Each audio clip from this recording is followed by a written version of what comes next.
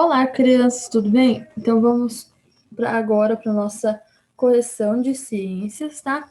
Nas atividades que eu dei lá no dia 26/10. A correção dessas atividades é do dia 26/10. Aliás, quem não me mandou, tem que me mandar a foto da página 166, 167 e 168.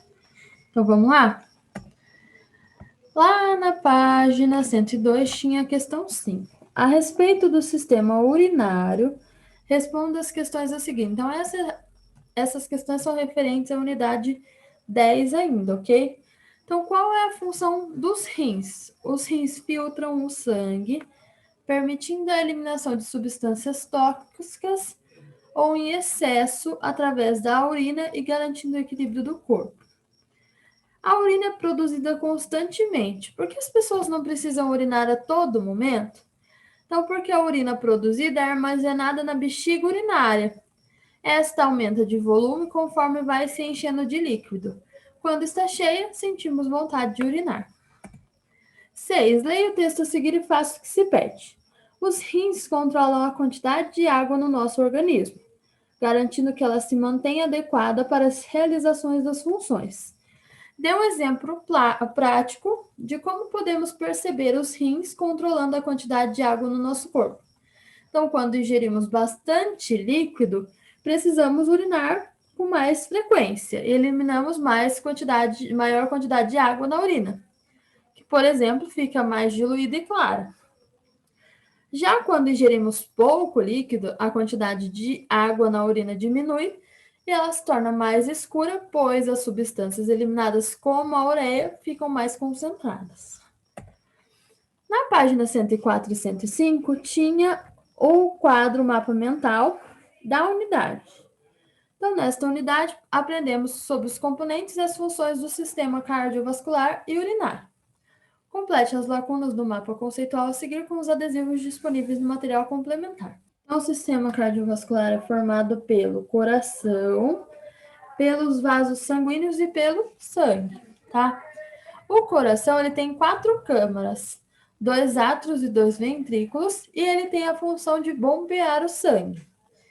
E os vasos sanguíneos são de 3 tipos: as artérias, que levam o sangue do coração para o resto do corpo, tá?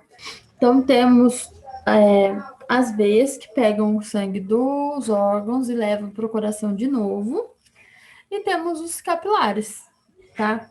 Que são as ligaçõezinhas dos órgãos, ok? Então, o sangue, ele tem uma função que é o transporte das substâncias, tá? E ele é filtrado pelos rins, que faz parte do sistema urinário. Então, o sangue é formado pelo plasma, pelas hemácias e leucócitos e pelas plaquetas. E o sangue é filtrado pelos rins, onde é produzida a urina. Os rins fazem parte do sistema urinário, que é formado pelo uréter, pela bexiga urinária, que é onde fica guardada a nossa urina, e pelo uretra, tá? Então, os rins pegam as toxinas do sangue e jogam na nossa urina para a gente expelir, como a ureia, tá? Então, continuando, lá na página 168. Organize os componentes indicados a seguir, colocando-os no quadro do sistema a que pertence. Então, tem as veias, os uréteres, os capilares, a bexiga urinária, os rins, coração, artéria, uretra e sangue.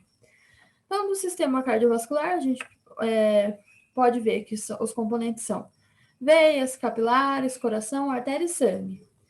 Já o sistema urinário são os uréteres, a bexiga urinária, os rins e a uretra. Ok? Na 2, leia o texto e responda as questões a seguir. Na parede do intestino delgado há muitos vasos sanguíneos, os capilares.